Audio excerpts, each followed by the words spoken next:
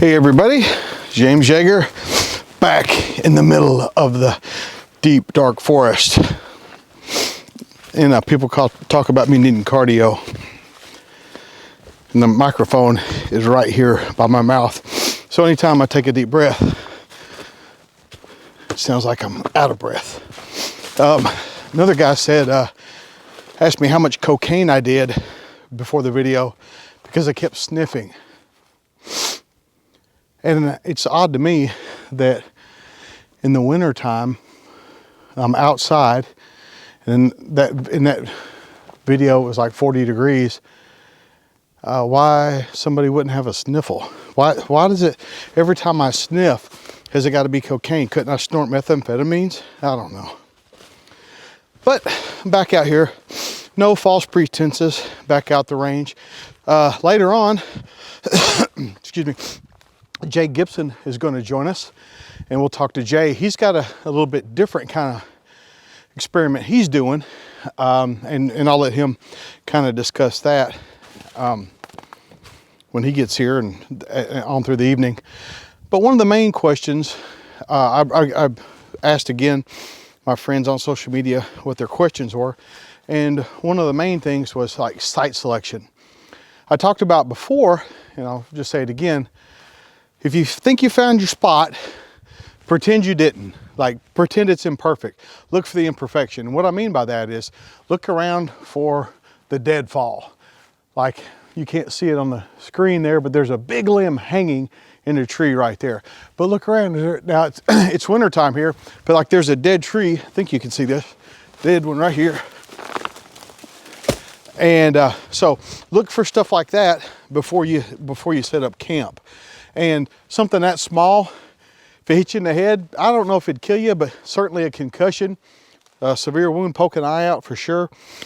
So just take a moment and look around. And there's another one, I don't know if you can see it, about that diameter here, but twice as tall, dead as hell. Let me see if I can just push it over so you can kind of see.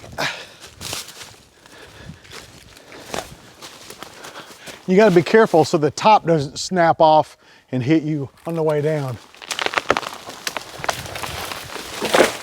So, like I said, I don't think that'd kill you, but if it hits you in the head, it'd certainly be a problem. So, when you're looking for your spot, after you find it, think, okay, this is it. Now, if it's going to be windy, you want some natural protection from the elements, and you might think, wow, this little ravine is nice, but it's not raining now. If it starts to rain, this will fill up with water very quick. So first off, figure out which way the wind's coming from and try to plan your shelter accordingly. So I got this little Kaminga compass. I get more compliments on this little compass on my watch band than you could imagine. But it looks like north is that way. The sun's really low in the sky. It's winter time here, so it's kind of hard to do the east-west perfectly with that. But north is roughly that way, and so we want to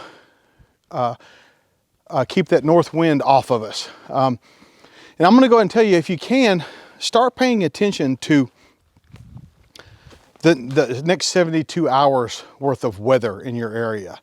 Just start paying attention. There's going to be anything, if you are outside, that could potentially cause you harm. For instance, cold weather fronts coming through, tornadoes, lightning storms, things like that. Start as part of your thinking for the safety of your family. Know what's going to happen weather-wise about 3 hours ahead. I mean, 3 days ahead. Now, people were asking me, how do you, if you don't have that information, how do you tell? Well, number one, as I film this right now, it is right at 40 and it's about 1 p.m.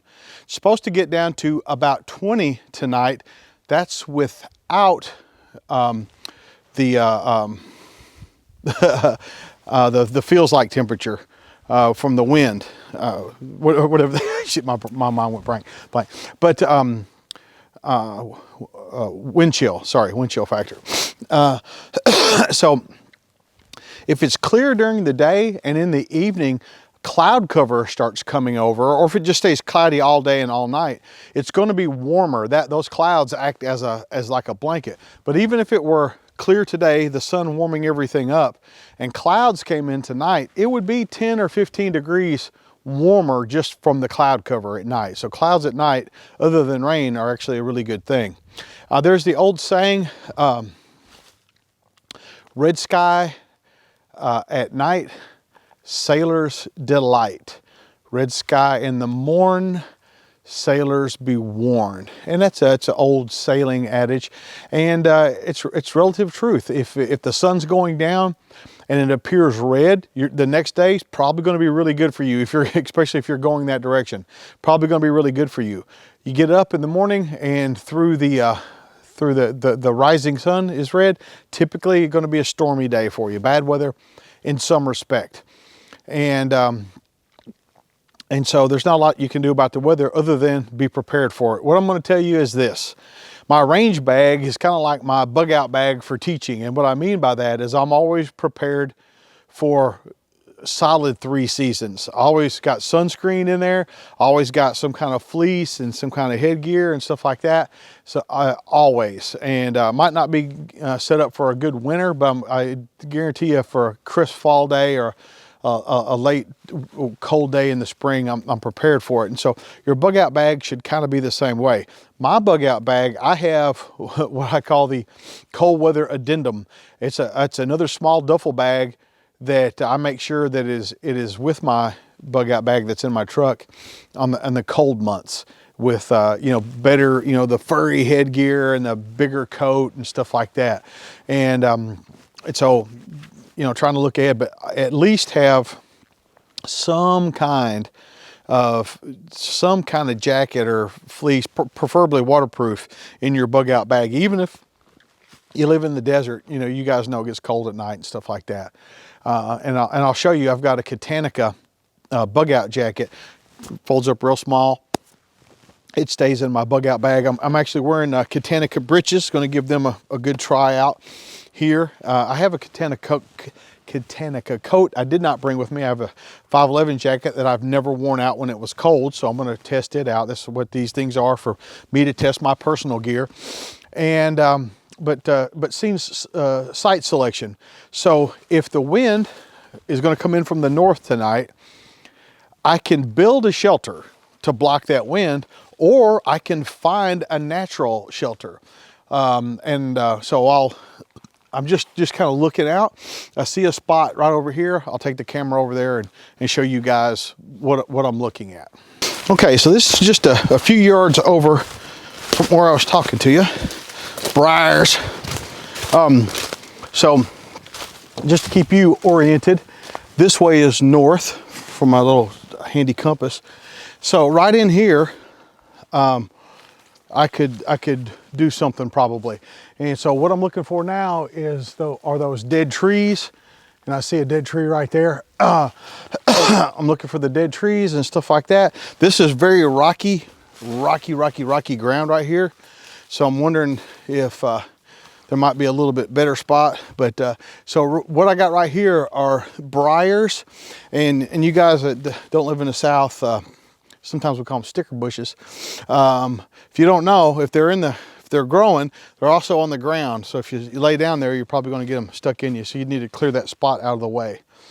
Now, the guys also talked about how to be surreptitious, how to be hidey with your fire and stuff like that. This is actually a good spot down here. There's a hill. That camera is on a hill. There's a hill here. It's open in the back, so I would have to be wary of that. I could build up a debris wall or something like that to protect from that. But all in all, this is not a bad spot. But I'm going to look around and see if I can find something better. And that's another thing I've told you guys, on a bug out where you're trying to get home, you're not going to stop and set up a camp like I'm doing. I'm just doing this just purely in case you do get so tired you can't continue and you don't want to freeze to death and you're going to build a fire and all that stuff. But if you got 10 or 15 miles to walk, you're probably just going to walk. You might sit down, drink some water, maybe take a nap beside a tree, but you're going to keep going. That's just the way we are. We're just driven like that. And so plenty of good spots around here. I'll just keep looking and try to tell you what I think about them, and so you'll be able to learn some from it as well. But rocks and briars, not my friend right here for sure. All right, guys, I'm back with this Pro filter, Survivor Filter Pro X. Some of you guys said you couldn't see it so far away, so I wanted to come back and use it again and kind of show you a little bit closer how it works.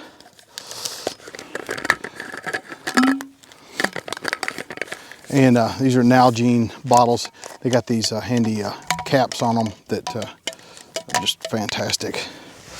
Let me see the best way to do this. And it floats. Well,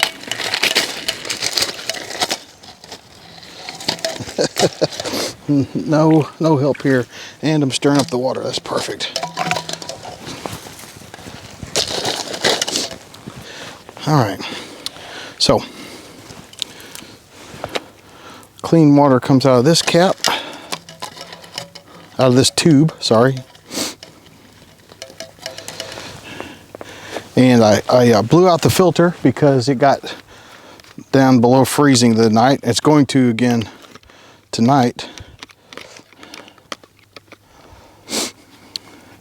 And the pre-filter right here, clean water in the syringe, and flushes it out and primes it, and then I just drop that in the water and turn this thing on. Oh, battery compartment came open.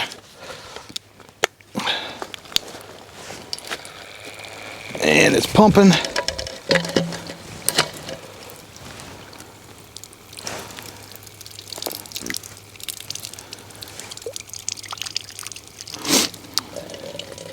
And that's it. And we just gotta wait for it to fill up.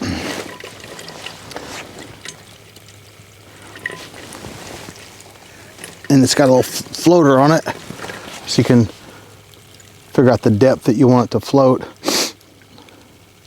This is a pretty handy setup for sure.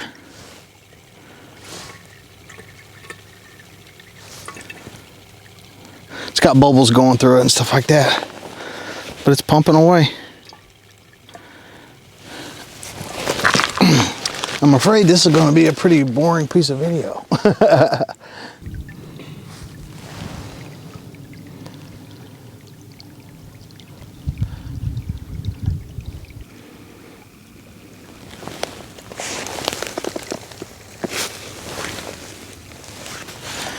So that's 1 liter just about full.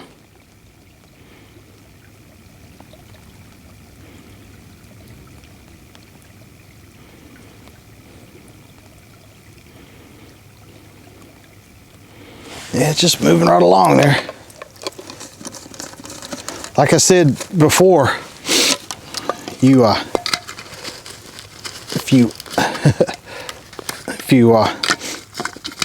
plan this out right, kind of get a schedule of how, schedule of work, and you set this thing up. If you brought a gallon jug or a 5-gallon bucket, you could just let this thing work again while you're setting up camp, while you're building a fire, while you're getting your food ready to cook.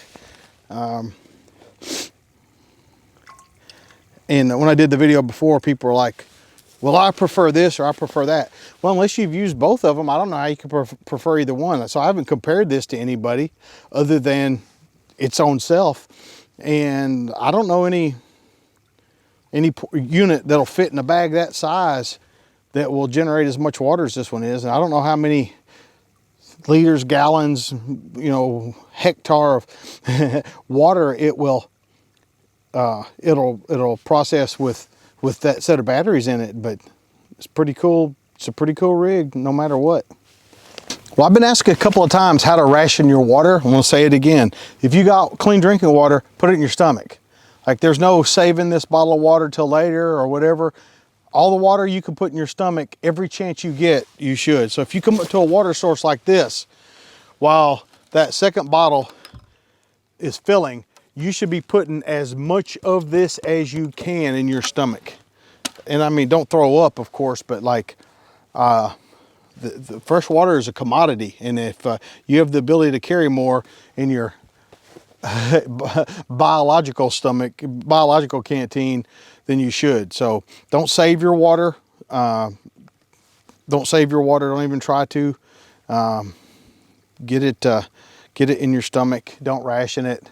Your food's different. You can do whatever you want to with food. Food you can kind of feel, I need some more food, but water, you just fall out with that stuff. All right, the second one's full. Very cool. I'm just gonna let it overfill.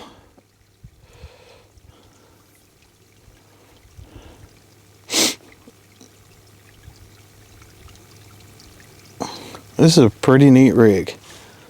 Pretty neat rig. Just had some dirt around the edge of it. I wanted to wash that off. Very cool. So I'm gonna blow the filter out so it doesn't freeze tonight.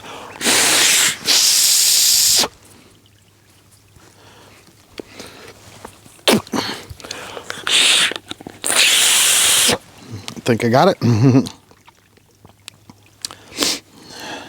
And put this lid on. That's something I got to get in the habit of, is putting the lid on the clean water as soon as it's clean. And then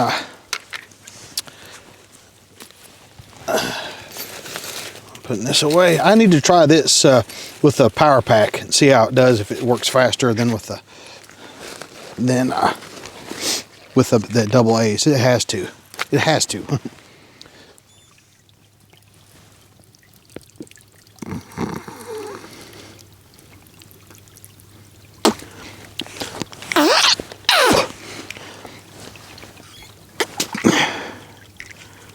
Okay, I guess that's it.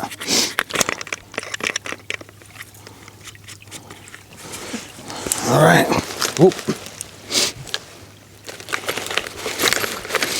That's the most important part, that little clip that holds the tube into the bottle.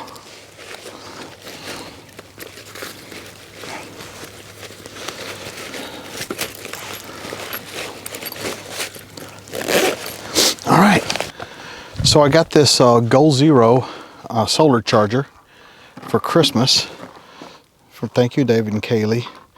And I was trying it out. This is another El Cheapo Chinese rechargeable emergency light. It's got a place to charge it, but it didn't come with the charger.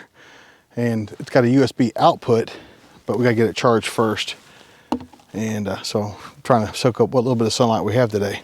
So what I'm trying to do, let me zoom in here a little bit so you can see what's going on. So I've got this little Streamlight lantern. It's got a flashlight, a lantern that does red also, and I think it does a strobe too. It takes a rechargeable battery, recharging it now, and you can see by this is a 7-watt solar panel, which is respectable for that size, and it's charging the shit out of it. So this had some charge in it. We'll see what we have by the end of the night, the end of the day. Okay, so I don't carry a machete or an axe or anything in my Bugout bag, but so many people ask questions about them, I thought I'd talk about it for a bit. This is a Condor machete.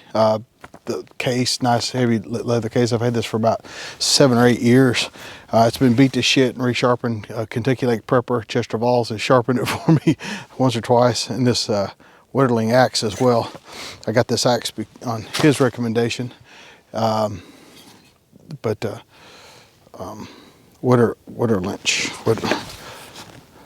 Whitterlings, yeah, that's what I said. He sharpened it a few times for me. But I don't really need an axe in a Bugout bag, but I'm going to show you. And I got this little Gerber one that's kind of a half hammer, little axe. I know they're not very popular, but it works well for the little stuff I use it for. But I keep these in my truck. That's why I'm using these. These are always in my truck. But if I just needed to clear a little spot out, what I did was kind of test fit my tarp across here, the wind is coming this direction. That doesn't mean it couldn't change. It certainly can change. But this is where I'm going. This is where I'm staking my claim. And I'm not chopping into the dirt. I'm just chopping the base of the trees here. I'll pull these out.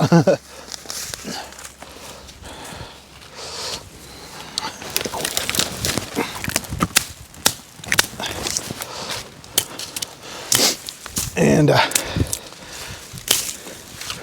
that's that.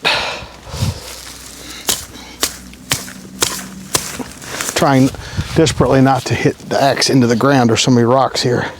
It could be catastrophic. Catastrophic. And just a little demo with the machete. It's actually a pretty heavy machete.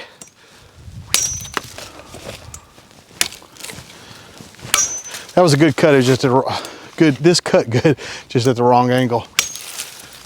But nice heavy duty machete for clearing brush and stuff. We use this on the range all the time. But nice piece of kit, Condor brand. I believe I got it at Smoky Mountain Knife Works. So what I'll do now is put the tarp up, and again, testing stuff out. I'm gonna try these Cam Jam by Night Eyes and see how they work out for me. And this is where people start bitching. Learn how to tie a knot, asshole. You know, people are so hateful when they watch these videos. And then I always go look at their videos on Bugout and survival, and they don't ever have any. They're just bitching about how I do it. I'm just like, what a horrible life that person must live. Horrible life. So basically the string goes through them, pull it, then you pull it back down to lock it in place.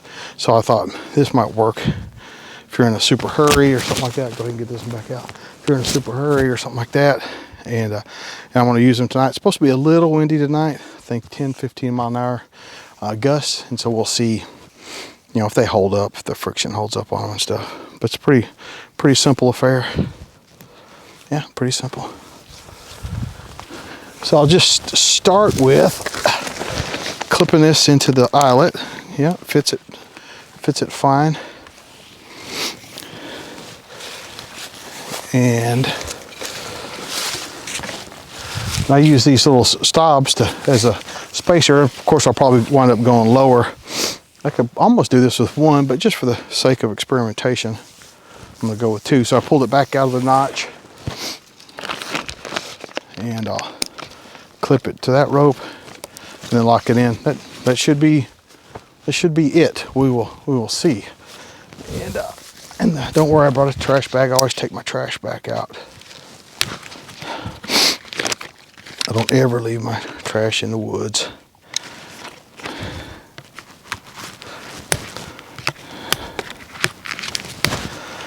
And Night Eyes makes all kinds of small gadgets, and I've always thought their stuff was high quality. Well, if I can get it off the damn card here. This is what you get when you guys ask for a long format video.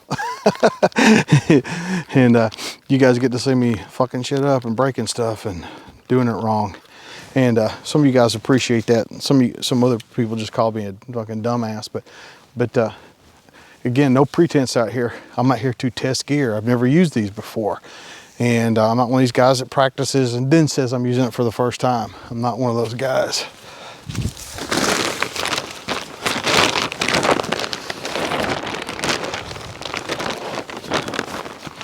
Yeah, this should be pretty cool. Yeah, I could probably done this with just one of them, or tied two together or hooked two together. But then I would still be using two, so I don't think I'd be hit any.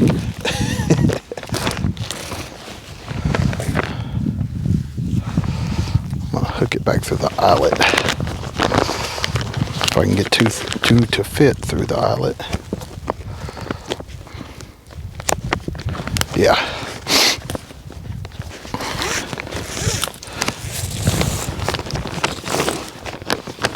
lock it in. That's it. I should probably, just out of guilt, tie a securing knot on there, but I'm not going to. But I should.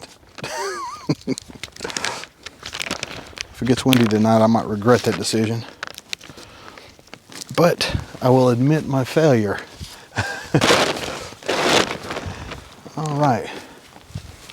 So I got a couple more things to try out that I brought to test. Let me go find them. That's these little aluminum little spikes. I just trying them out, see if they're worth the weight, etc., etc. And so you know, setting something like this up, you could do it with a couple of sticks that you find, you know, tie them into an arch and tie them off and make you a little triangular shaped hut or something like that. So I'm just going to try these things out.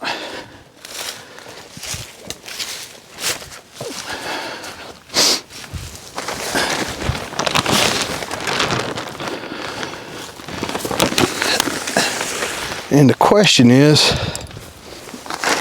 that front of that too high? Take the cover off the hatchet, it would work better.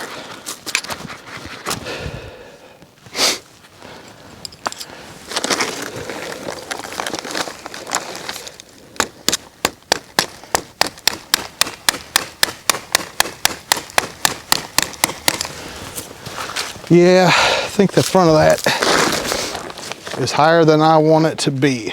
I'll check it out from the front, but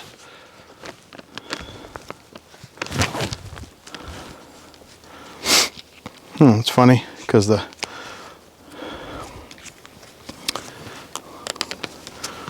dart fit on the other side, but it's not fitting on this side. No worries. It fit through on this side. Just a slight difference.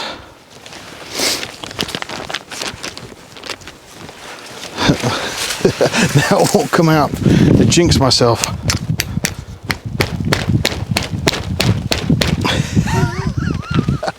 Well, I guess it's gonna have to work, right?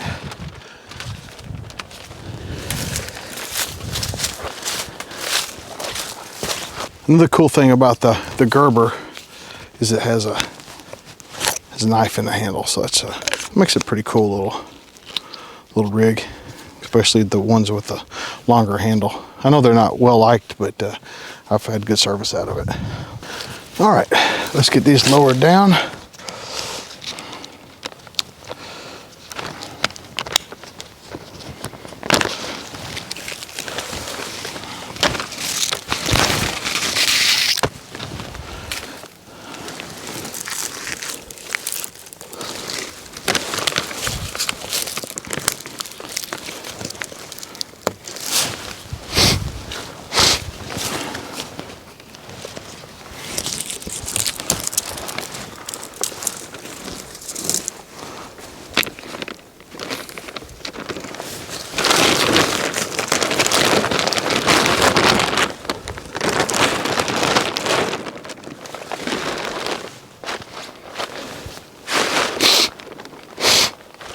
I think that'll work.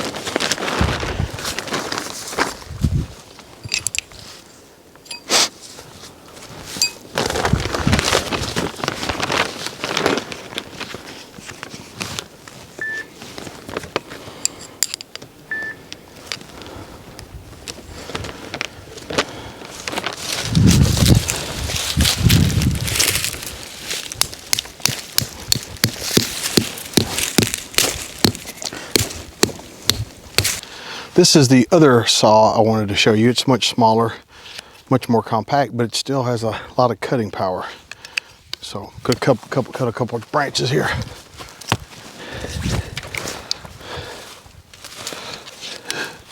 Gotta cut some to get to the ones I want to cut. I'll try this one right here. Whoop.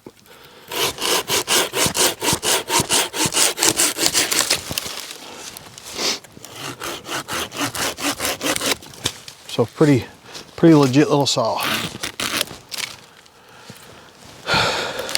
No need to cut any more, really. That's a that was a pretty good little cutting test. But the Laplander by Baco, B-A-H-C-O, Baco. This is this, and it's a plastic disposable poncho. It's a military grade. I believe it's Norwegian, and it's, I know you can't tell from video, but it's really heavy plastic, heavier than a trash bag. But it's big enough to go over your gear, go over a pack.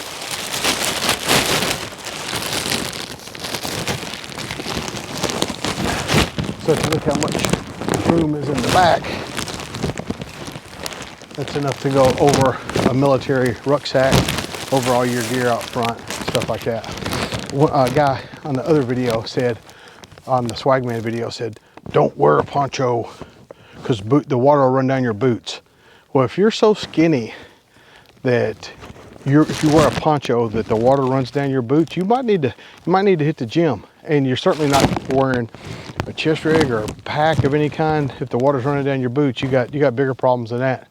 But anyway, it's on my Amazon store with this other crap. But as far as a compact, I would, you know, it's disposable, but it's certainly reusable. It's a pretty good poncho, pretty good military grade poncho, and it's big enough that you could make a shelter with it if you needed to get out of the elements. It's pretty legit. Two of them certainly could make a nice shelter. I got a couple of pet peeves. You could probably expect that, right, from me. One of them is when they use the word cordage. Why don't you just say string or rope or fucking whatever the fuck you're trying to say? It's like weapon system platform to me. Another one is when they say that they're going to process firewood. Why don't you just say cut kindling? I don't get it. Like, why do we have to have those words? Like, again, like weapon system platform. I don't fucking get it. These three knives might look familiar. They're from Knife Kits, and me and Steve put one together. I think that was the one that's Caleb's, but I'm gonna do some stuff with them out here. People say not to baton your knife, and I'm gonna baton these knives for a couple of reasons. Number one, to piss people off, but just to see, for you guys that like to do stuff yourself and you might want to put a knife together. This is some shavings. I think it's ferrocerium or something. Yeah, ferrocerium shavings. We can use that for a fire. Candle. If you only got one match, light a candle if you can. That way you can, you know, continue to burn to light stuff up, and then a flare.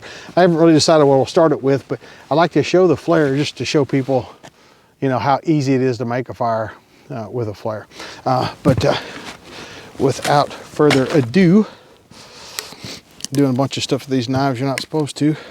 Bought a survival bucket at Walmart to sit on, but we'll talk about that in a second. Flatter end. So let's say you're going to use a hatchet. We don't want to do this, okay? Our fingers are there. So you would take a stick or something and hold the hatchet before you cut. I'm just trying to get the edge of it before you cut, so you don't have your fingers down there. This is batoning. When you get something and hit it like that, that's what they call batoning wood. And so let's see how these Knife Kits knives work. Well, certainly process the fuck out of that. Let's I'll do some more with them.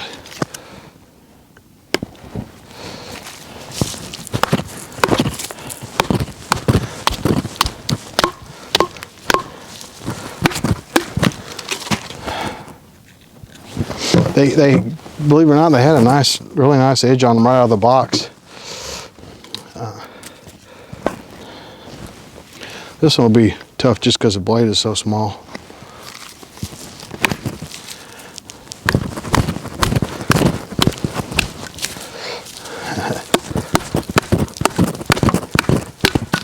Hit my hand on the back of it. But they're fine. These are actually nice little knives. The finger grooves work on these two. They don't really work on this one. It's like the third finger. I'd rather have it flat in the back, but 3 fingers, nice. But they're decent little knives. And so people want to talk about what my favorite knives are. Hell, one that works and it's inexpensive. But if you're looking to make your own, just from a kit, you kind of personalize it. The ones from knife kits are just fine. And believe me, I got expensive knives that probably outperform these in some way. But that's, I mean, these are just knives.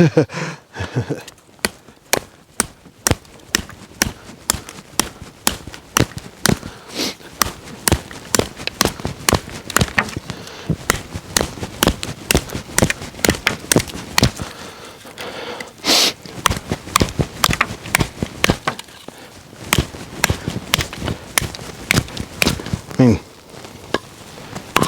that's as good as you can expect. So around my little camp here, this is one of a couple different kinds of shovels I got from Sportsman's Guide. I keep this in my truck. It probably needs a little edge on it. It's pretty round edge, but got it to put the fire out in the morning. But just wanted to try it out. Again, I wouldn't have this in a bug out bag, but I'm just trying out some gear here. Over here is a Blue Force Gear, little ultralight little backpack. Would make a great little bug out bag. You know, if you're looking for one, no problem with that. Then over there, that's that 511 jacket I was talking about. It's got the Helicon Tex poncho laying on top of it in case I need a little extra layer. I showed Jay the Swagman quilted poncho liner thing, and he's down there and he hasn't given it back yet, so we'll see how that goes. Then some other miscellaneous stuff. I've got a Zippo hand warmer. I'm gonna see if I can get that. I haven't used it yet. My wife got it for me for Christmas, but I'm gonna get that thing and see if it'll keep my sleeping bag warm. Then I got the Escape Bivy from SOL over there, and got a little monocular I'm trying out. It's a little El Cheapo, like $15 monocular I'm trying out. We'll see if that thing works. It's not too impressive so far, but maybe I'm doing something wrong. NSW chest rig back there from SOE. Bunch of gear in it. Just carrying the stuff around, see what it's like. Bucket for my ass to sit on. But also, I'm considering doing running into Walmart and maybe there's no backpacks, but grab a 5-gallon bucket and how much bug out stuff could you put in a 5-gallon bucket kind of a thing. Coming across, I got one of those ponchos I was telling you about, the surplus poncho on the ground, just as an extra layer against the cold. Then I've got the tarp up. This tarp's gray on the bottom, not silver, not reflective like the other kind, but I thought I'd give it a try. Then on over here, Midwest Industries 16-inch gun, tactical response 16-inch gun. Behind that, you see the red and white Shimog. Behind that's my actual bug out bag. And then over here, some wood. Daniel Klingman cut last time he was here. If that firewood does not keep me warm, I will banish Daniel from the property. But this is my humble abode. I'm gonna get Jay up here later. We're gonna do some video and talk and sit around the fire and all that stuff. But trying to figure out how I'm gonna start this fire, what method I'll use. The candle, the ferrocerium pieces, the flare. Just trying to figure out which way I'll do it. Wanted to show you guys a couple of things. One is, if you looked at my Amazon store in the bug out section, you probably went right past this. This is called the spool tool. Spool tool. So it gives you somewhere to wrap your paracord up in, keep it nice and neat. So I like it for that. For that fact, it's got this cutter on the side. Handy as shit. And let's say, and the lighter, stores the lighter there. Keep it with the button in so it doesn't run all your fluid out. And so you pull this thing through.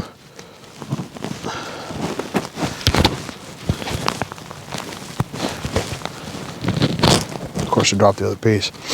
So pull this thing through to here.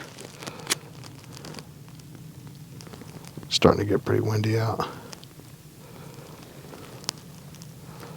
And it starts melting. This is the part where you grab it, where you pull it through, and it'll just make a nice end for you.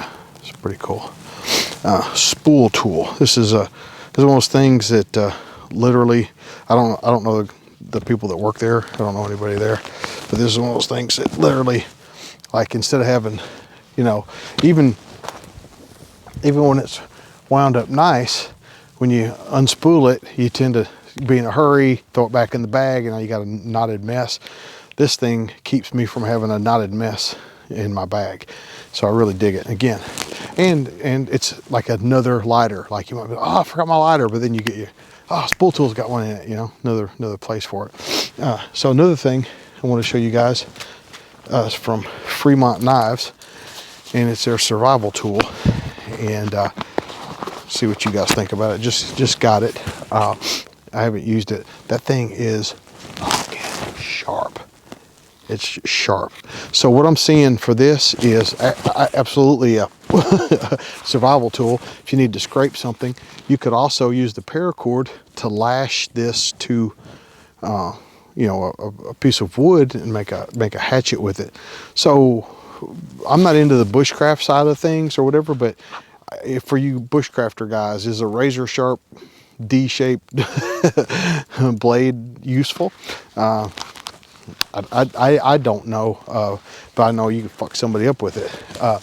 But this is a ferrocerium rod I got from Jacob Herman. He says it's the best in the world, but it'll scrape the fuck out of a ferrocerium rod. I mean, for sure. So, I mean, it's got value. So again, I'm kind of putting this out here for the jury. What do you guys think about this? All right, so Jay's going a different direction than I am. He is going from the, hey, I'm taking off, but broke down, stranded, people are still looking for me. So what's your, tell them what's going on. Yeah, so driving from A to B, then you just got interrupted. You can't make it, not necessarily ready to abandon this vehicle yet. So we're gonna stick around in this thing. There might be some people looking for me. So they know what kind of truck I drive. That might help them find me, that'd be good. And in the meantime, I'm just going to use everything that's in there that I consider to be heavy, like a wool blanket I got in there. I'm probably not humping that, you know. Oh yeah. So I'm going to use all that until it's all gone. And then I got an empty backpack in there. I'll just take whatever's left, and you know, if it looks like it's time to start humping it out, well, that's what we got. And so, like, sorry to interrupt you. So, like, you've got one of the reflective window things, you know, you put up in the front of your window to keep the sun from baking your car. So you've got one of those lining the back for, you know, just to keep the extra warmth. And what else have you got going on? I got another one of those in the front for the same purpose. I've always got trash bags in here because you know, where I work, those always come in handy. So I'm just using stuff that's normally going to be in this thing during my daily 9-to-5 type thing. So I'm just going to go ahead and stick these up in the windows right here, and I lose a little bit of heat out of that. I got an older truck. The seals aren't that great, so put that in there and try to cut down on that. I'm just going to do a sound bite. The seals aren't that great. The seals aren't that great. Every time somebody starts maybe I should say the gaskets. So I know I'm going to lose some heat through the bottom. Cold's going to come up through the bottom. So every hoodie or sweatshirt or whatever it is I got, I'm stuffing that down in there. And of course I'll be wearing this liner because I normally travel that in the winter. His smoking jacket for you military guys. That's right, the smoking jacket. It's an M65 liner. Yep. Field jacket liner. And it's sewed down the middle, so I just put it on like a t-shirt. The military guys call it smoking jacket. That's right. So I got this done on both sides, and then on the other side, if you want to go to the driver's side, we'll talk about that. All the stuff I did on that side. Let's go. They can hear you while you're talking, while you're walking. If you want to go back to the bomb you're building around back. The bomb I'm building, it didn't work so well, so I'm just gonna make up for it by making those ramen noodles.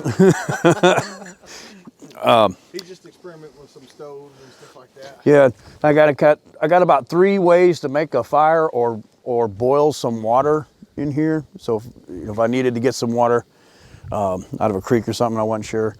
I got a filter, but if we need to boil it or whatever, we could do that. So on the driver's side, same thing with the windows. I haven't put the front one up yet, but I'll do that. So I've got a jacket on the back of the seat. I just stuck the hood in there and just kind of spun it around. I got 2 additional rain jackets there hanging on the coat hooks in here, and I just kind of got them shoved up in the windows. It's hard to tell because it's kind of tinted and dirty. The wool blanket that I talked about, that's going to go over the top of me. Do you think this Horton Knives window decal will help keep you warm? Yes, without a doubt. Space blanket tucked into the seat, and it's going to go underneath my legs. And these are my winter boots, so just before I go to bed, I'm going to kind of slide these on with some wool socks. I'm going to leave them loose. So if I got to get out of here, take a leak or whatever, I just step right out and do it. And why leave them loose? Circulation. So everything, I'm going to keep most of the things on, but I'm going to loosen everything up. Belt, boot laces. If you wear a watch, you probably want to loosen that up or take it off, just so you get better circulation. And then underneath, I got the remainder of the garbage bags that I normally carry. They're kind of laid out in the bottom there, and then all the extra hoodies are underneath. All the extra hoodies. Yep. Well, I always carry, and I'm sure you do too. We always carry like extra jackets and hoodies and stuff. So people come to class and they start shivering, and we're like, "Are you okay?" And they like, "Yes," but okay. Well, then here, put this on. and we need when they do that, we need size small or triple extra large. Yeah, absolutely. So that's kind of where we're at with this. So I'm gonna use the truck as long as I can, and I got a pack of hot hands in there too. So if I get say Vienna sausage. Oh no, I got those in case we need to make another stove. But I got some hot hands in there in case I get in trouble. I'll bust those off. If you're in trouble, hot hands won't fix it. Well, I mean, I get the 4 a.m. shivers no matter what. So somewhere around midnight, I'm gonna crack those out, and I'll still have a little bit of heat when I get out of here in the morning.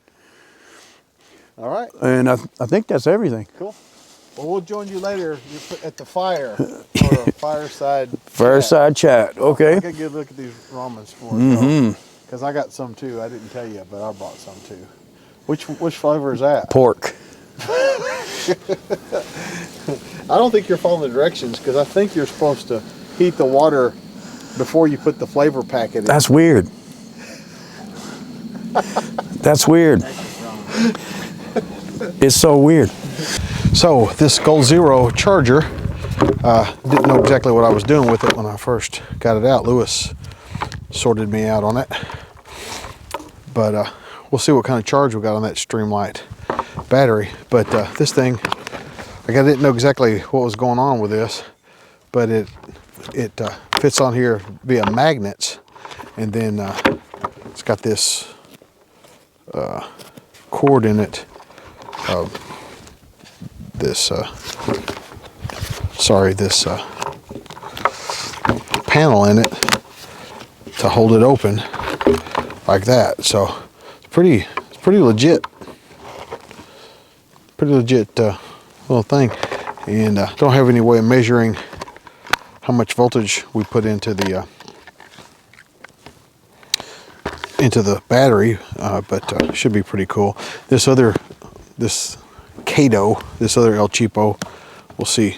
Used it tonight just to see how it worked, because that thing was for, like, this Streamlight battery had some juice in it, but this thing was like when you turn it on, it would barely flicker. And so it's got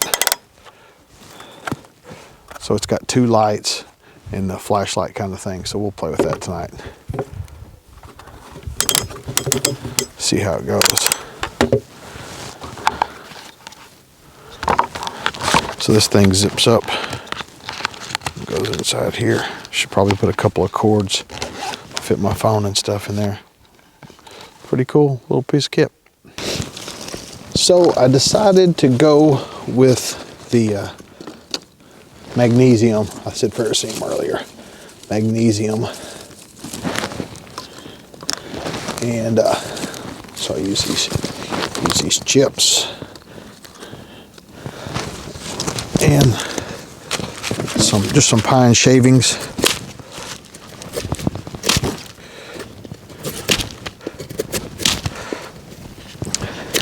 That knife does a good job. Knife kits. Knife does a really nice job. And just like the other night, it's if you watch the other video, it's rained even more since that video. And so I'm dealing with wet wood, and people were saying, you should build it on top of something. I built it on top of a piece of dry wood, just like I am now. Who knows what's going to work? But I know that it is already 31 degrees, and the sun hasn't even gone down yet. And my hands started feeling numb, so that's why I just got the fire gear together here. I'm just going to get a small one going, nothing big. But here's the stuff I ordered off Amazon. A lot of this stuff I ordered off Amazon. I don't even know how much you pour on here, so I'm going to go with just a little bit to see what happens. And I'm going to move this far away because it's flammable. And try this Fremont knives. Like I said, I'm not giving Accu-Tac much love, but they're my go-to fire starters. I mean, when I'm not using experimental shit. But this Fremont survival knife and this ferrocerium rod from Jacob Herman.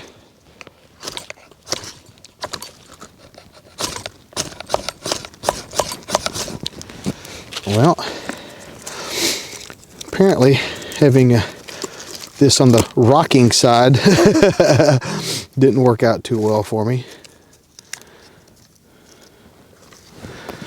And we'll see if we can get anything working here.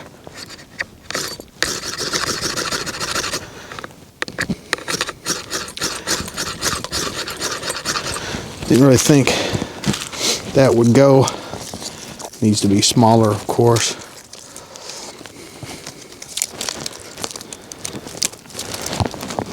Might get a chance to use my road flare after all.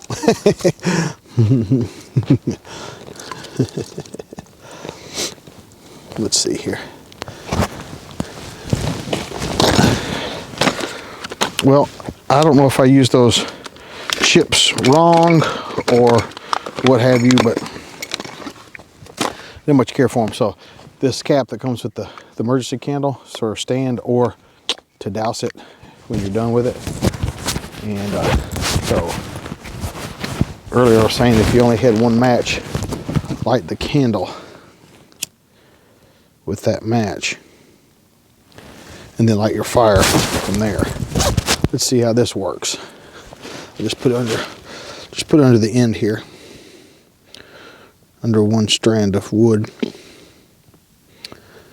Yeah, usually that would be burning really good by now because of the pine. You can see the black smoke maybe coming off of it. You should be able to see it on that white candle. But usually pine will just take off and burn for you.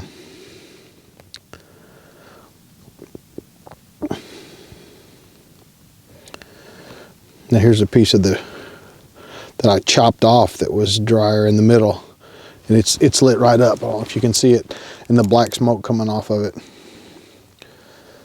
But I just lit one little corner there. Let's get you going.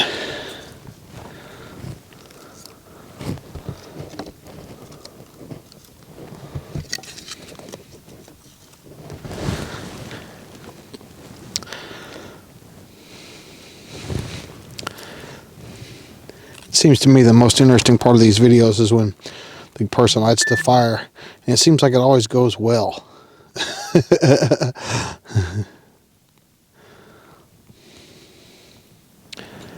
I got that piece lit and then it's gone out.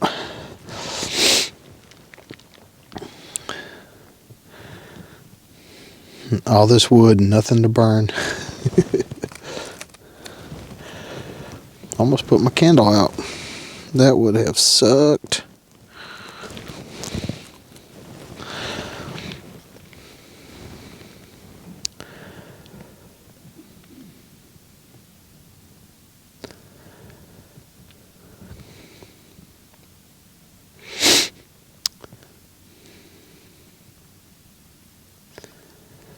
And everybody's going to be critiquing my fire. Like, oh, you should have had smaller pieces and you should have processed your wood more, whatever the fuck that means. All I know is I'm here and I'm motivated to start a fire. Anybody else that wants to come out here and start it is welcome to come out here and start it.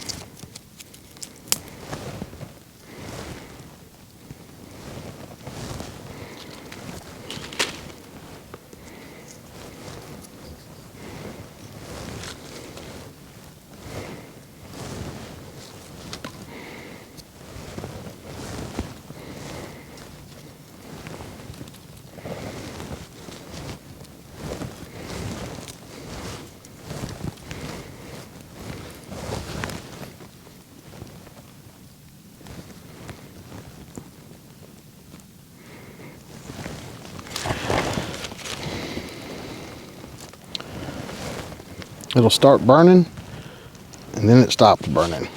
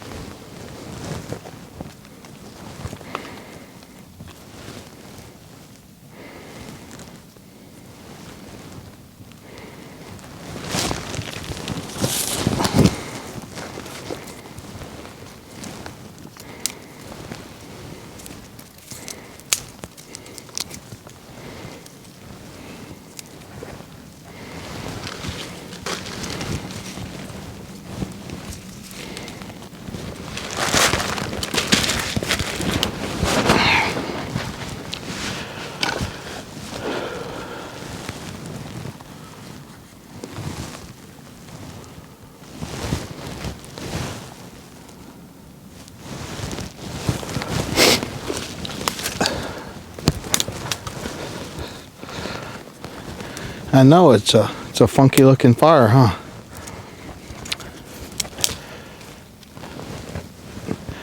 Turns out that I think a lot of this wood is really wet. Like, more of it's wetter than I thought it was. I might be in for a fucking cold night.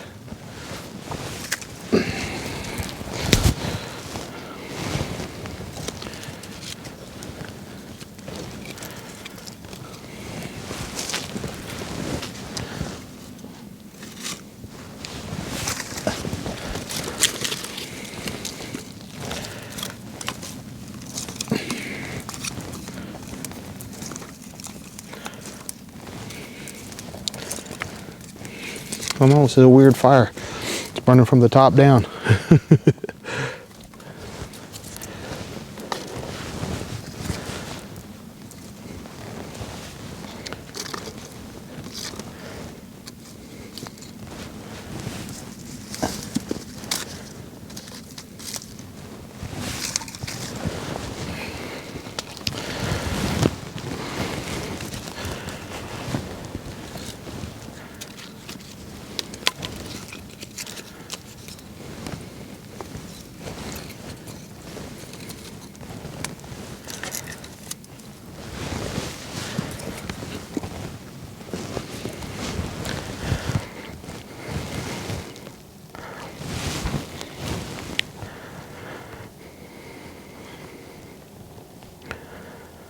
I am worried about this fire. And all the internet fire gods are going to come and tell me what I did wrong. But they're not here. They are not here. They build fires in their backyard when it's 70 degrees out. It's going to be about 20 here tonight, degrees Fahrenheit.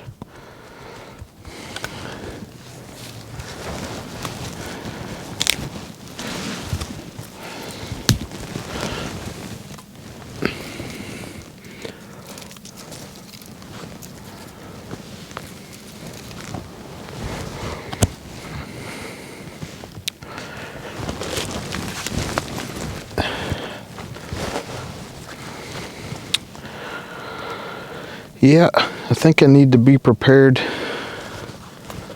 to not have a fire.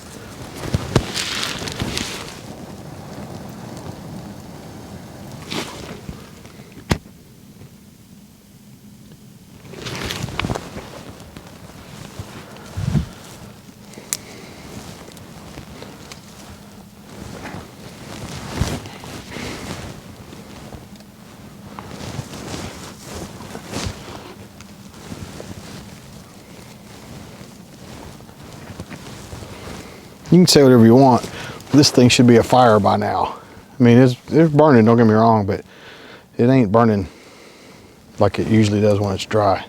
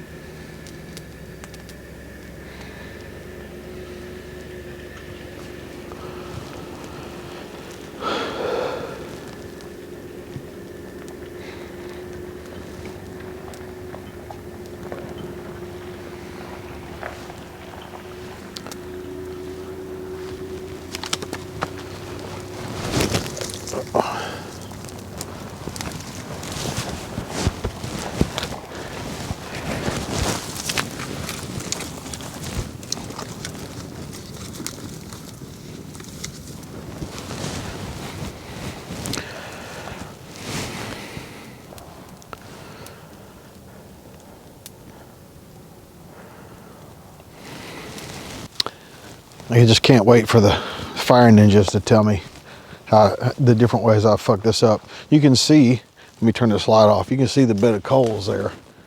There's a ton of coals under there. And and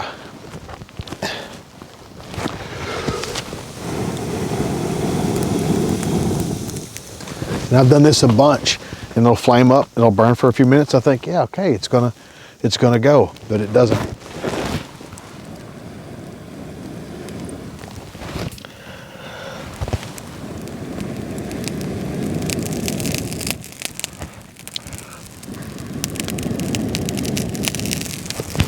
Like that should burn. Like you see it right now. You hear it crackling. Like that should burn, and it'll do that when I bellows it, and then it'll burn back down to coals. And hear the coyotes? I don't know if you hear it or not. Shitload of coyotes here.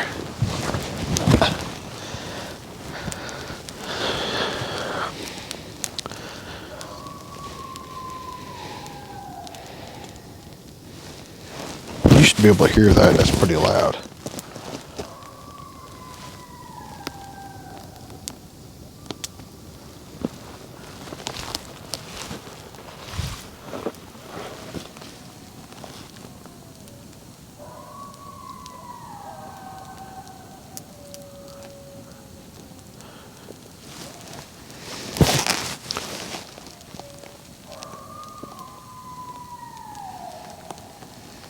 I'm watching the meter on the screen to see if it's moving. It is moving, so you should be able to hear those coyotes.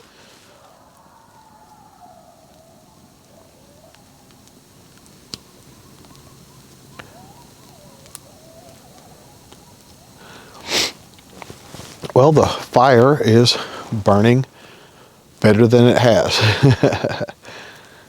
Like the other night, all I could do was get it to produce coals, like that one. And this one's actually burning some now, so that's a good sign. Hey everybody, I'm here with Jay around Ye Olde Campfire, and he's got a good feeling about this one. I think I do too. I think we're gonna have some warmth. Well, I will. Jay will be in his before mentioned truck, and so I've listed topics, and Jay and I will talk, and he'll say what he thinks, and what I think, and all that kind of stuff. Poppity pop. Okay, so let's say people want to know what we would do if we became injured. And they didn't say like if you broke your foot or your hand or shot. They just said injured. And so for the sake of discussion, how would you handle a bug out if you sustained an injury to one of your arms or hands? I mean, besides the immediate thing, any bleeding, Right, control that. You're going to have to immobilize that. You're going to have to get a little bit more proficient with doing everything one-handed. Yeah. So like you're making fire, for example, you're going to need about 3 methods to do that. Do you have that rod? I do. Can I borrow that? Yeah, you won't be doing that with one hand unless there's something I don't know. Well, I'm going to show you something that you might not know.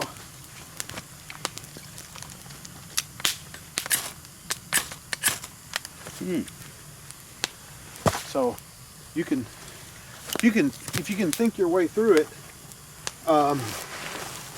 But as I've already said before this conversation came up with Jay, that you need multiple ways to start a fire. One is none, 2 is 1. So anything that's mission critical, gun, I think you need 2 of them. Lights, I think you need 2 lights. Fire starter, I think you need 2 fire starters. And just like with your gun, you learn the one-hand manipulations. I believe you need one-hand manipulations with your fire starting tools and your flashlights and your, whatever that stuff is. What about an injury to a foot or leg or something like that? What do you think? Be pretty similar to that. In this, your mobility's down immediately.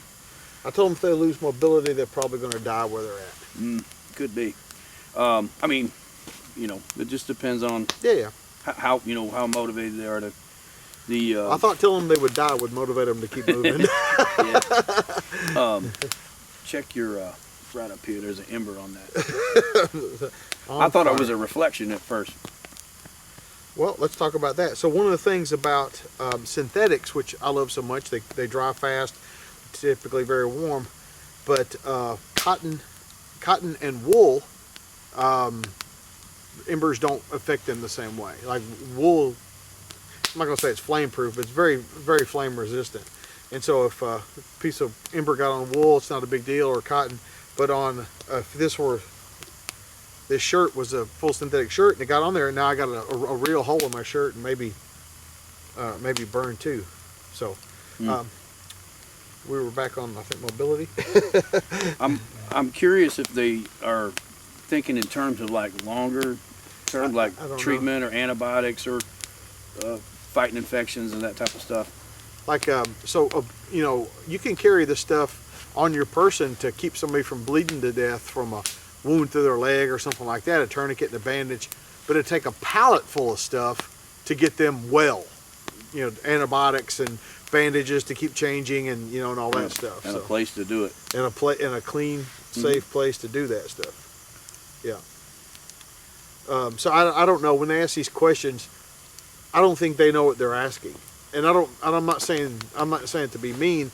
I just think that they haven't considered, oh wow, it would take that much medical attention or equipment or to get through something like this. So I just kind of flatly said, lose mobility, lose your life. So I'm going to stick with that.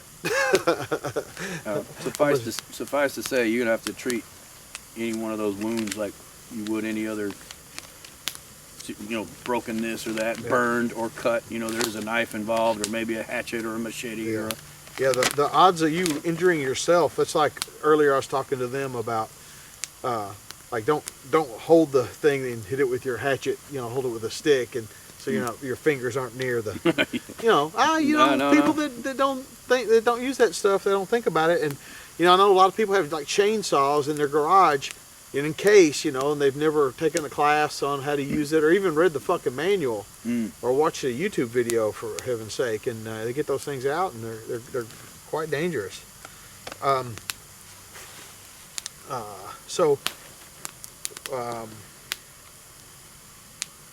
Some tricks or techniques to get out of an urban environment. And so while you're mulling that over, I'm saying get out early. Like be an early adopter of getting the fuck out of town. And I think we all realize, like with hurricanes and stuff like that, if you go out days and days ahead when they tell you, hey, you should think about getting the fuck out of here, guess what? There's gasoline along your route. There's hotels along your route and stuff like that. But if you wait, you're really in a bad spot. So I'm going to say, if possible, get out as soon as you can. And then now, let's say, boom, it's on and everybody's trying to get out of town. I'm going to tell you to fucking bide your time. I'm going to tell you to let the mad dash of everybody splitting, I'm going to tell you to go ahead and let that happen before you go out, so you can kind of see what's going on and listen to the radio or the TV if you can, and get reports about what's going on the route out of there. What do you got, Jay? Along the route thing, look at your map or your aerial photos or whatever, if you have them, of your town. You can get it on the internet or whatever, but identify all the choke points out of that area, out of that town or whatever, because if we're preemptively going, like that's our cutoff. We got to make it past that bridge, right. Or we got to canyon, a pass, physical a barrier, bridge, So if you, whatever it is, like once we decide to go, that's the finish line. We got to make it past that, because if we don't, then on the other side of that, if we hesitate or hold up and allow the masses to plug the choke points, be prepared to kind of stay and wait that out, because they're just going to plug that artery up, and nobody's coming in either direction. And yeah, if you're an early adopter, you're gone. If you wait till the rush is on, then you're sitting in traffic. And I believe that your situation, you'd be better off at home than you would be sitting in traffic somewhere. At least at home you have options, and you run out of options if you're sitting in traffic with your family. What are you going to do with them? And you know, so and probably at these choke points, you're probably going to be on foot to get through that. I'm not envisioning a vehicle to be able to get through it. Right. That was Ed Twifford asked that. Then Doug Arnold asked about lock picking and breaching. I'm going to say no. That's like if the world came to an end or something like that. But we're just talking about call it a 3 to 14 day disaster or emergency thing. That's a different thing. Land nav, I'm going to say no.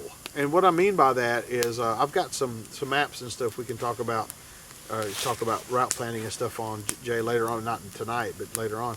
And I'm going to tell you that this is a horrible time to try to figure out how to use a map and go, like, you know, if you want to learn correct land nav and you want to make sure that you have maps that you can use for that land nav, that's great. But otherwise, you're going to be basically stuck to a road map. And I'm going to tell you, wandering off just across country thinking you're going the short way or whatever, that could be a recipe for disaster, even with your family. So I'm going to tell you that you're going to probably want to stick to the highways and byways if you're walking or whatever. You know, I'm just saying, like, I don't know. What do you say, Jay? I mean, if you want to know how to do that, great, you should. Just general knowledge, but understand you're going to be carrying a smaller version of whatever you consider to be your equipment base, and we're actually leaving shelter. And the first, natural barrier that you run into, a river, canyon, well, whatever the case may be, if you can't cross that, then you're kind of stuck there. And I know a lot of people talk about using railroad tracks. Well, other people will too.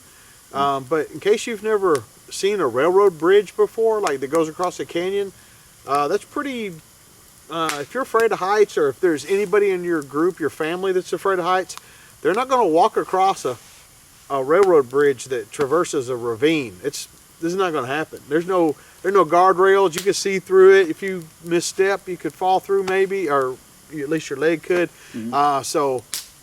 And another thing is following power lines. People say, "Oh, I'll follow the power lines." When the power lines get to a river, they just go on across the river. But there's a river there that you'd have to cross if you were following those power lines, or a ravine, or whatever the case may be. So those power lines may or may not be a godsend for you. Yeah, and also on the flip side of that, like understanding land navigation is being able to determine how people that might want to do you harm or take what you have are going to get to you. So avenues of approach that they will be using, and you might want to try to get ahead of that. Maybe like, block that thing up, or whatever, or at least maybe an early warning, that type of stuff. Because if they got hungry enough people in their group and they think you're doing well. Well, that was one of the things. What can you do about security? And so we know if we have multiple people, we'll take turns. But what if it's just us? It's gonna be rough.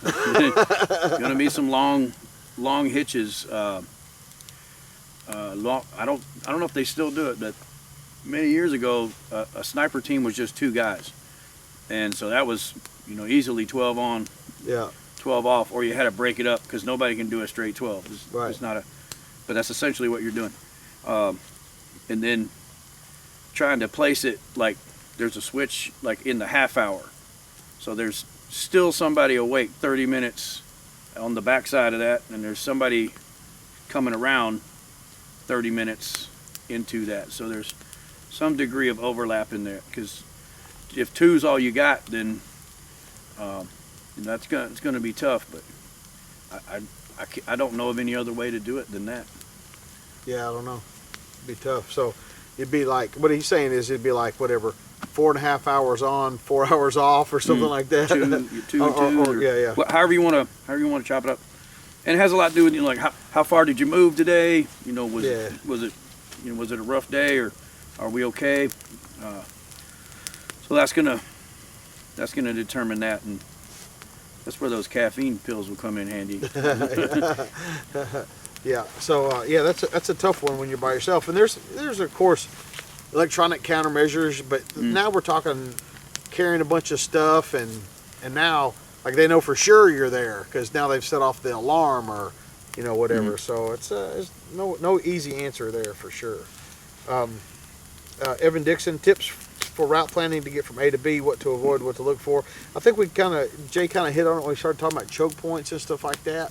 And if you know where A is and know where B is, and you think, wow, I might have to walk this, then walk it. And I hope we're not talking about 500 miles, but if we're talking about from work to home and things like that, think about how would you get there if you couldn't get there, by car or whatever your normal route is. So, but no more than one way to get from A to B. This is kind of like when Jay and I've done protective work. You just can't take the same route every day with your client. Eventually somebody will figure it out. So you try to have multiple routes and things like that, and eventually they're always going to get you where you leave or where you're going. But you can't make it easy for them. And so I'll tell you, if you are a daily commuter to your job, why not have, if you work Monday through Friday, why not have 5 different routes that you go back and forth to work? And this will do a couple things for you. It'll make you more familiar with what's normal along those routes, and it gives you new ways to go. And something a lot of people don't do, they're used to going back and forth to work just from memory. If you've never turned your GPS on, your GPS might take you on a shorter route that you didn't even know was there. And so use, I think I just read Savage Son, and one of the things in there was exploit all technical and tactical advantages. And so do that. Anything else on that, Jay? Or no, not really. Archangel says tactics for traversing urban areas, covert, overt, etc. Route selection. I guess we kind of talked about route selection already. But everybody's like, because I talked about perfect Bugout gun is a 1022 takedown. You can take it down and put it in your pack, right? Well, if you're walking and you're going to go through a town, you're going to walk through with your fucking AK. You think that's not going to, now they're going to think you might be the guy that they're protecting themselves against. So I get it, but I at least want the ability to look like I am covert, like I am not having guns sticking out all over the place and all that. I at least want that option. So for me, a gun that I can put in the pack, in a reasonable size pack, is a big deal. Jay, anything on that? No, you'd want to conceal that, and I know it sounds strange. You got to concealing your big gun, but you don't want them to know that you got it until you want them to know that you got it, and then by now we're probably pressing the trigger. So, again, something you guys have probably all heard this before. Try not to do the military style thing. If you're going to do type equipment, gear, dress, we tend to get back on this discussion again, but at least if you're going to do that, move determined, like, make them pick somebody else. Yeah. Look like that you're not the guy they want to fuck with. So Daniel Klingman says keeping warm with the fire or having fire in a stealthy way. Obviously Kloss and Bivy, but up north obviously clothes and bivvies, blah blah blah. But up north here, I fear it's not survivable without a fire. So I agree. I don't have to have a fire tonight. It's going to get down to about 20 tonight, and I can get by with what I got without a fire. How to do that, covertly. Earlier, I had you in some places that were low on both sides. That were it was a low spot, and then you can't see through the tarps. So if covert was a thing, first off, you're probably not going to be able to have a fire. But as Daniel said, it's 100% chance of death if I don't build a fire. It's less than 100% chance of death somebody catches me. I get it. So I would figure out the best way to do it. Like I meant to show this from back there where I'm at. I'm on what's kind of called a military crest of a hill. I'm not at the top of a hill or the bottom. I'm kind of in the middle. So from the other side, they couldn't see me. If I was on top, they could see the fire from 360 degrees. But from where I'm at here, less visible. And so if I had another tarp or used picked the land correctly or built a debris wall, I could hide a fire pretty good. As far as sight, smell, it'd be a different story, but it's hard to track a smell. But I would say if I lived in one of those northern things, I would have enough clothes, like outdoor clothing, that building a fire would be a want to, not a have to. And I know I see these guys with these cold weather suits, the snowmobiling suits, and all that shit. So I know they make cold shit. We don't. Jay's from Florida and I'm from Tennessee, so we don't know what that shit is. But I'd certainly have that at least as an option. Some of the military extreme cold weather system clothes and all that stuff. And this is Daniel's wood that we're burning here. Thank you, sir. This is well, I told him if I froze to death, it's on Daniel. So Matthew Riggins, James, last Bugout video was great. Could you spend more time and go into further detail about how to set up the shelter with your tarps? I think I did, Matthew. I think I did with this one. I talked about it. I think more and kind of went what I did and experiment with some more stuff, different ways to hang it. And I do like these little hangers. I got these little pulley ropes things. But I think I did that for you, and hopefully I did it. So somebody asked about kids, keeping them occupied and keeping them quiet. Like how do you make your kids understand what quiet is? I would say that you're going to have to just do it. Like take them out in the woods and say, okay, for the next 5 minutes, like when I snap my fingers or when I do this or do that, we're going to be quiet, like for real quiet. And believe it or not, if you can get them into it, that might keep them occupied for a few minutes. But other than that, teach your kids how to play card games. You can keep a deck of cards almost anywhere. Teach your kids how to play fish or rummy or something like that. Like literally teach them how to do that. Teach them how to play solitaire. But it's tough with little kids especially. But hopefully they'll be so tired. But probably what'll happen is you'll wind up carrying the little ones, and you'll be so tired you won't be able to do anything about it. But the kids is a tough one, and I got a bunch of grandkids, so it's certainly something to think about. If I come up with something better, I'll let you know. Did you want to talk about that at all, Jay? Kids? No, I don't have kids. Well, but you know what kids are. They're just smaller versions of us. Well, William Adams. Headlamp that works. I've got a Bushnell over there that's great. I've had great luck with it. I gotta tell you that the Energizer, the cheap Energizer ones from Walmart, I've got a bunch of those and they just work really great. And of course you can't leave out Petzl when you're talking about headlamps. They build like the high end nice ones. But the Bushnell that I got is really nice, and in my Amazon store I think I got a 2-pack of the Bushnells they're like I think $24 I think for the 2-pack or something like that. I mean they're really good. But the Energizers at Walmart, I've had just tremendous good luck with them. Any headlamp stuff? Does Surefire make headlamp? Yeah, I think I like the Surefire headlamps, but they're really expensive. I mean they're like $150, and I'd rather have Multiple. 10 or 15 of the Energizers than one of them. I would get them and stash them in. I got them in my toolbox, my med bag. Yeah, all my bed bags got them. Anywhere where both hands got to go in there. Yep. William Adams says, getting uphill where it's warmer. I was explaining to him that if you're down by the water, it's 10, 15 degrees colder than if you just go up, on the hill a little bit. And so I guess that's what he's talking about. But yeah, so like if you're backpacking in the summer, get down there by the creek, get down by running water. It's going to be cooler. But if it's wintertime, fill your jugs up, then go up the hill and camp. It's going to definitely be warmer. JD Coy says, if you live in a big city, now would be the time to bug out. James, what chance do you estimate that a couple living in a big city with small children has to successfully bugging out in the midst of some shit that causes everyone to bug out? My estimate is that between slim and none. Hence my advice, leave now.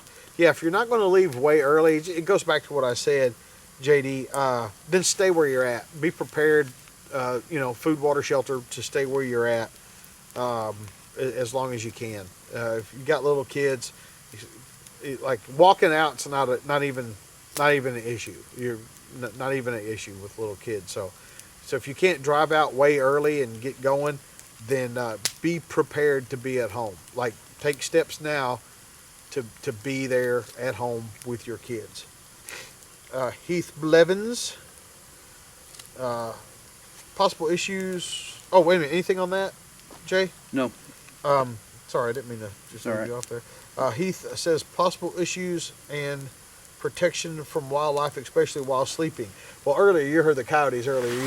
How could you not hear them? And around here we've had a resurgence of mountain lions. They've been caught on game cameras. The county east of us and west of us, and I think north of us. So that probably means they're in this county too, wouldn't you say? Mm-hmm. Surrounded. We got them right where we want them. But typically, wildlife doesn't want any part of you. That's unusual. And mountain lion would be the only thing around here that would cause a real problem. But I think the fire and all that stuff, I think, can keep them away. I mean, I think mountain lion attacks are something that happens, but they are pretty rare. And so I'm not so worried about it. Doesn't mean I shouldn't be worried, but I think between the fire and bad attitude I have. Anything about animals, Jay? Keep your guns with you. Yeah. Eric, this is more route stuff.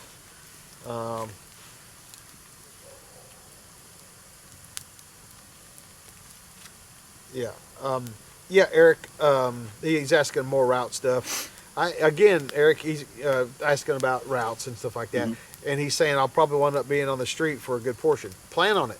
Plan on being on the street. I don't have a problem with that. At least we won't have to worry about you getting lost. I mean, if you got lost and died of exposure or died of thirst or something like that, it's just like getting shot on the street. Hell, on the street, you probably got a pistol. You can't gunfight, starvation, mm-hmm. or hypothermia, improvised shelter.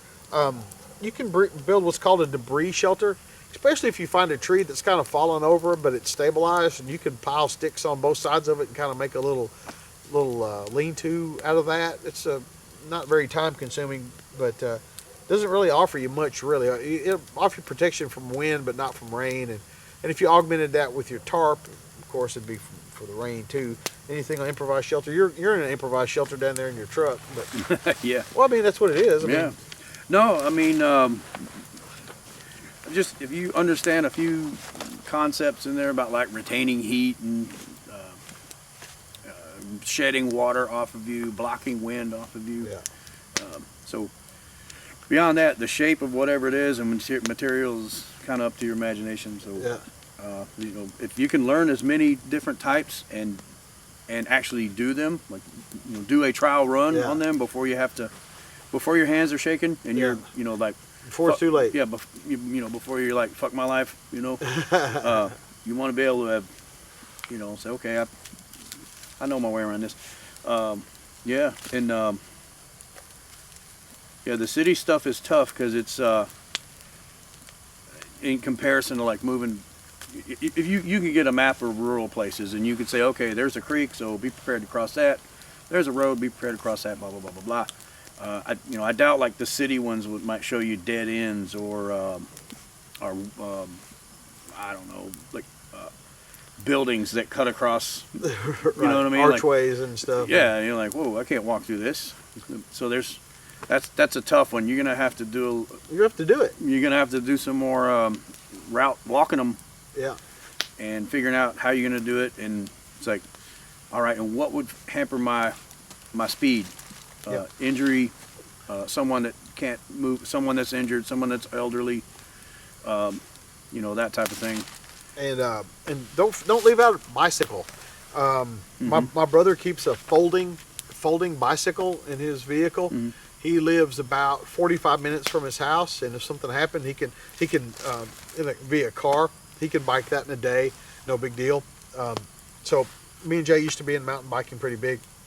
I remember the first day we rode our mountain bikes, we came off a hill in a state park, and went, I think we need helmets. It would go like 100 miles an hour. Like, oh my God. I was like, yeah, I didn't think. And we hit some pea gravel or something. I said, yeah, this is it. Jello and crayons coming up.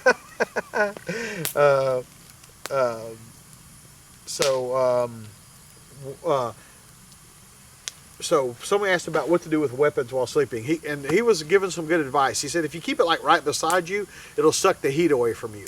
Like you got a rifle, it's not going to heat up like your clothes will. And so keeping it like in the sleeping bag with you will rob you of some heat.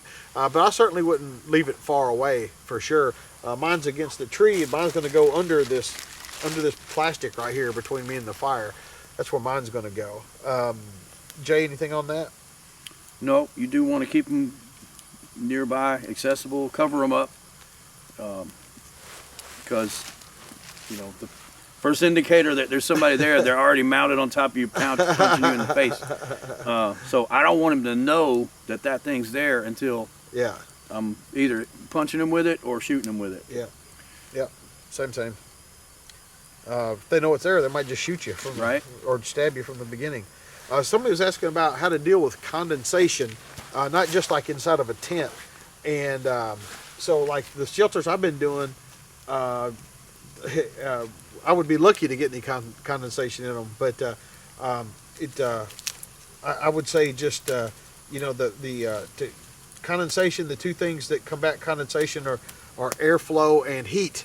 And so, you're not doing one of those if you got excessive condensation. If you got, what we're talking about, guys, if you ever slept in a tent, even in an arid environment, if you sleep in a pretty airtight tent, you breathe out all this vapor over the night, and it clings to the tent. If you touch the tent, it's like rains on you inside. It's kind of nasty, really, waking up like that. But just a fact of life in the South. We just deal with the humidity and the condensation constantly. It's just, we don't like it, but it's just not. It's not even a thing that we even consider anymore. I suggest lithium batteries for everything, and what I mean by that is if you have a little weather radio, it's something I was going to talk about earlier. You can get little bitty radios that do weather. That might be a handy thing for your pack. But for any of your stuff, I suggest lithium batteries. Because how many times have you opened a thing that took alkaline batteries and the corrosion had ruined the thing and just threw it away? So the extra expense, lithium batteries don't do that. So the extra expense on the lithium batteries, number one, protects you from that kind of leakage of that acid. But number two, lithium batteries, if they're stored for 10 years, still have 70% of their power in them after 10 years. Now after 10 years it drops off pretty fast, but for 10 years you got something you can count on. So in that weather radio, in that flashlight, in that headlamp, in that thing, lithium batteries. Jay, anything on that? No. And that's all I got. That's all the kind of The news that's fit to be printed. yeah, that's all the questions I had from those folks. You got anything else you want to talk about? No, not really. I think you did a better job on the fire for sure. It feels like there's real warmth coming out of it. Well, cool. Oh, well, Yeah, you know, it's like when I'm camping and the sun goes down, I'm like, well, it's bedtime. You Right. know, what is it? Oh, it's 7 o'clock. You know, so That's my brain is not ready for bed for And sure. then everybody's up at 3. Yeah, yeah, I don't plan on that.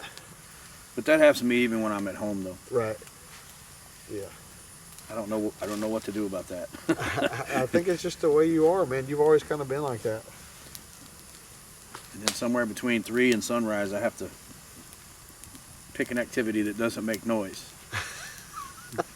So out comes the phone. Yeah, right. And then it's like, oh no, he's doing it again. Oh no. His wife is sometimes amused by his political activities. Yeah. Yeah. Tell them what you'll post on the websites. Oh well, if you don't know, I guess until I get a real hobby, I guess this will do. But I go on YouTube and I go to the MSNBC, anything posted up there, and I just if they're talking about elections, or they really got me going back during the original Russia Gate one. I had a lot of fun with that one, and it looks like I'm gonna have some more. But so she's probably like, oh no. Yeah. I would just go on there and say that elections are too critical to allow voters to meddle in them, and I would just leave it there. You hit them at 3 in the morning, you know, and then so round 07 or whatever, they're like, you know, just stirring and so, let's check this out, and I'm like, wait a minute, yeah, you said it, That's stupid it. voters. That's right, brother. And I'm like, that's right. They could elect the wrong dude again. Then they're like, wait a minute. Yeah, and they're like, wait, who's the wrong dude? I said, I don't know, who is the wrong dude? And so, and then, what's the other one? I just ask them questions, and when they can't answer them, it makes them really mad, and they say a lot of funny stuff. But I won't say there's like 2 converts. I don't know if that's the right word, but I've had 2 circumstances where it started out immediately nasty, and I don't call them names or anything like this, but this guy came at it, you know, name calling right off the bat, and so I kept it, you know, civil. And so at this time, my wife's looking at what's going on the phone, and she's like, "Why do you bother doing this? Like all these people calling you stupid, and you know what, a bunch of other names." And I said, "I don't know, just I don't know. Maybe there's hope, you know. Maybe wrangle one back in, you know." And so the guy finally comes to it. Just he's so mad at this point that he just says, "Well, you know, you and all your other people that believe in what you believe in are going to take a long nap one of these days, if you know what I mean."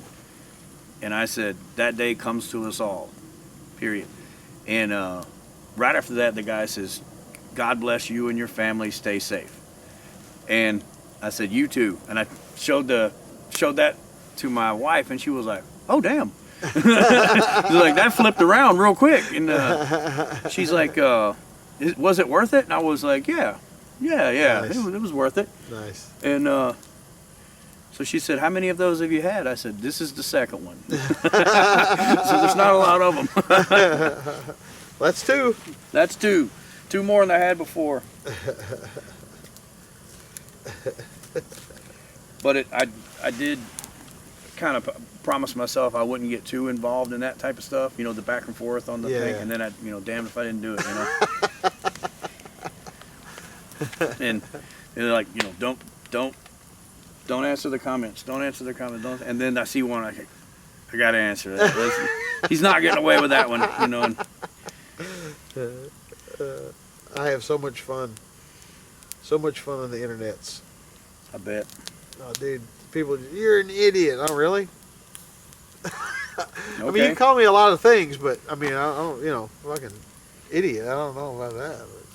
It's usually, for me, it's usually going to be a personal insult. Yeah. and then some reference to Fox News, Yeah. Yeah. and they'll tell me to read something. Uh-huh. They'll tell me to get caught up or catch up, Yeah. Yeah.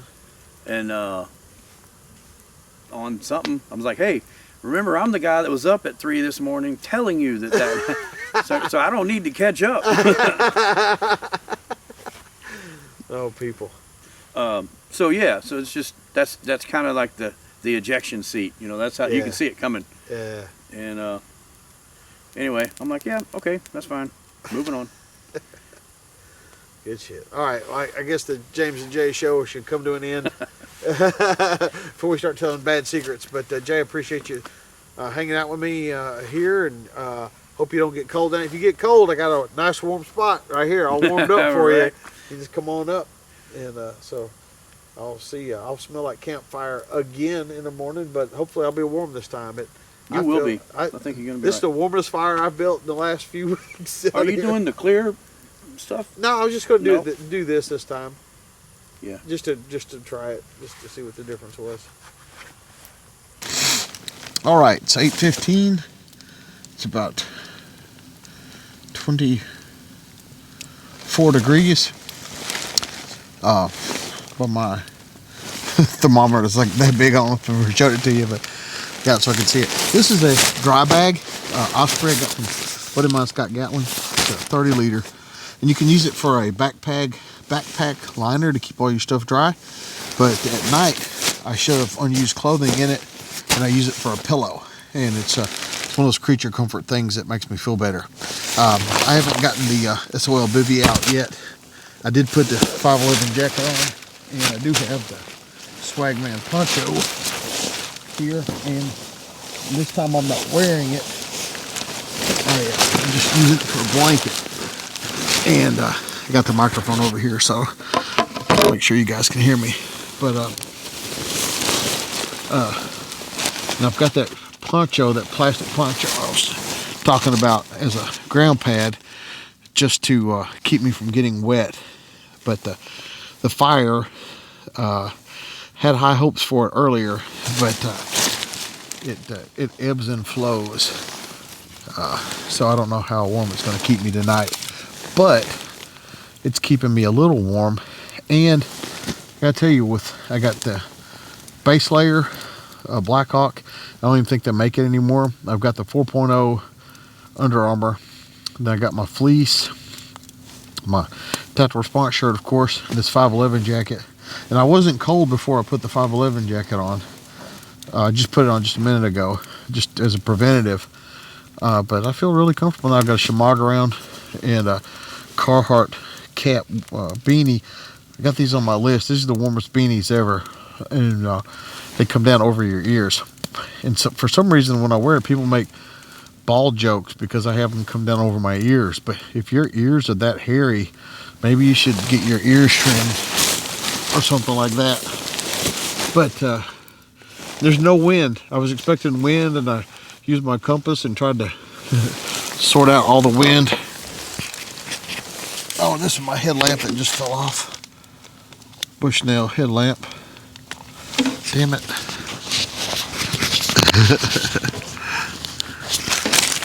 Of course, there's no real good place to put this microphone on this jacket, so I'll keep it sitting here. Hopefully you guys can hear me.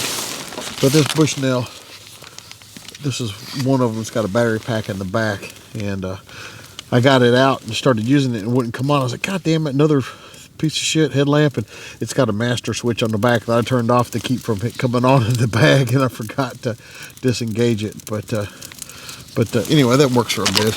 But oh, my fire has picked up. Yay. Yay.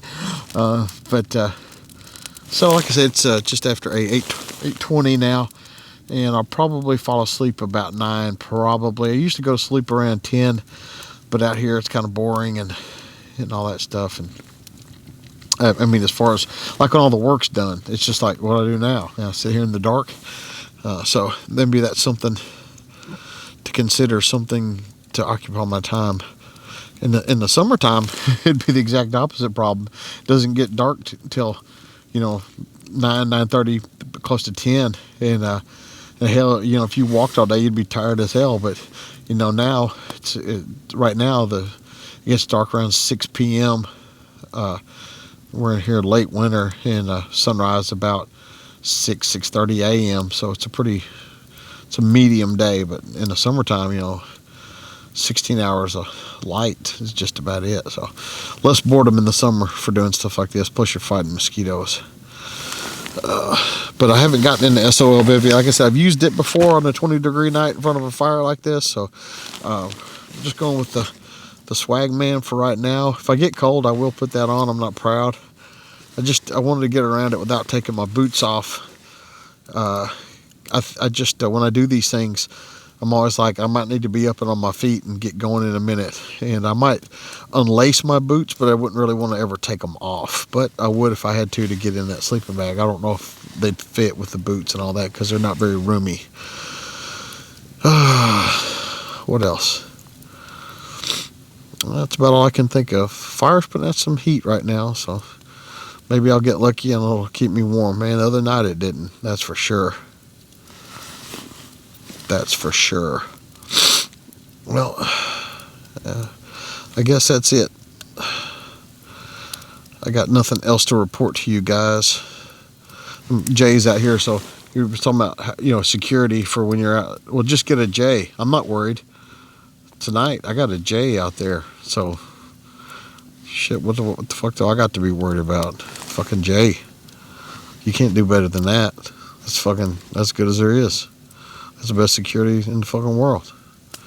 Like when we were working security in Iraq, Jay was my security. That's how secure it was. All right, I'll see you guys in the morning.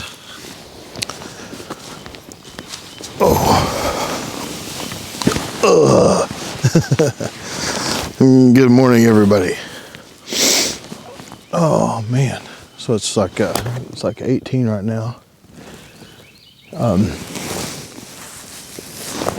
See, 6:30. So I didn't get cold up here last night. But I did leave right here and go sleep in my truck at about 2. No, I'm good. Thank you. I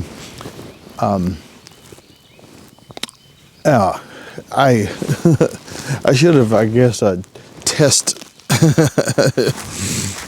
my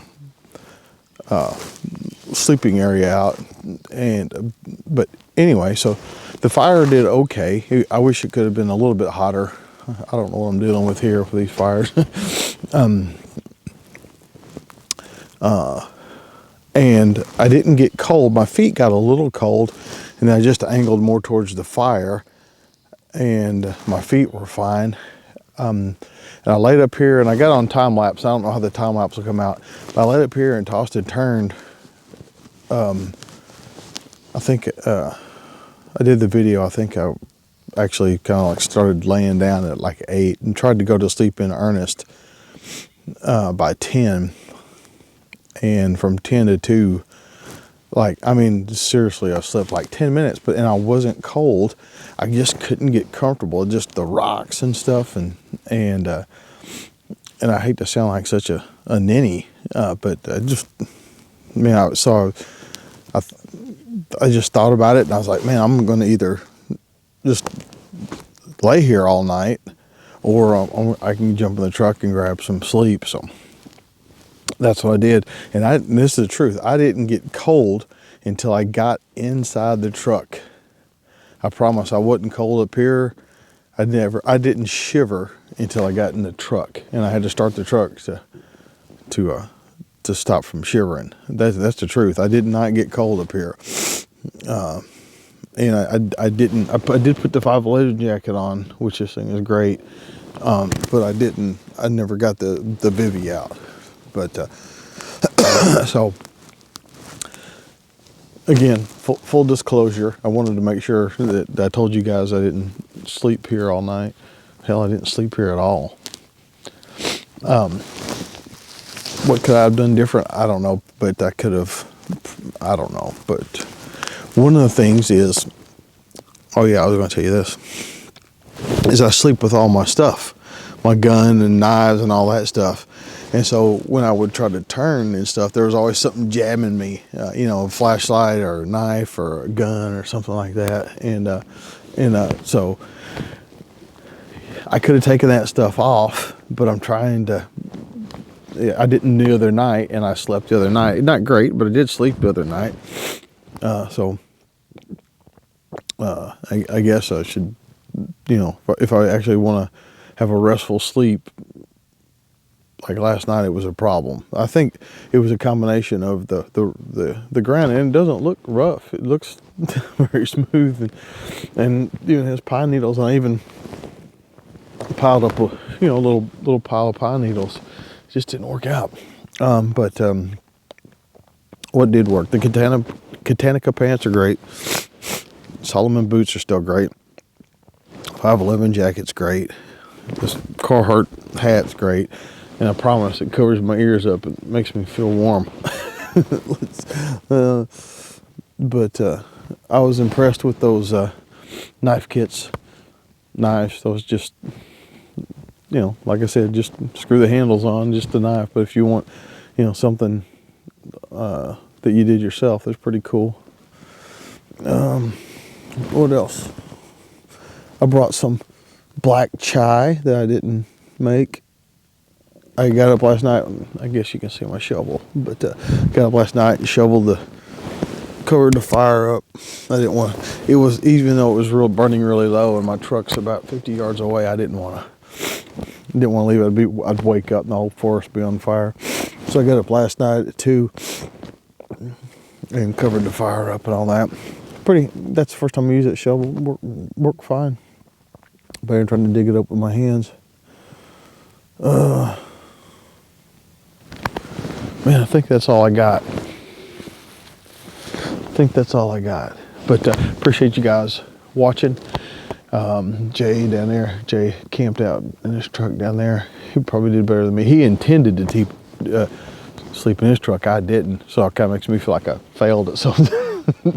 But that's it. All right. I appreciate you guys watching. Seriously. James Shaker for Tactical Response, reminding you that your responsibility to be ready for a good night's sleep never ends.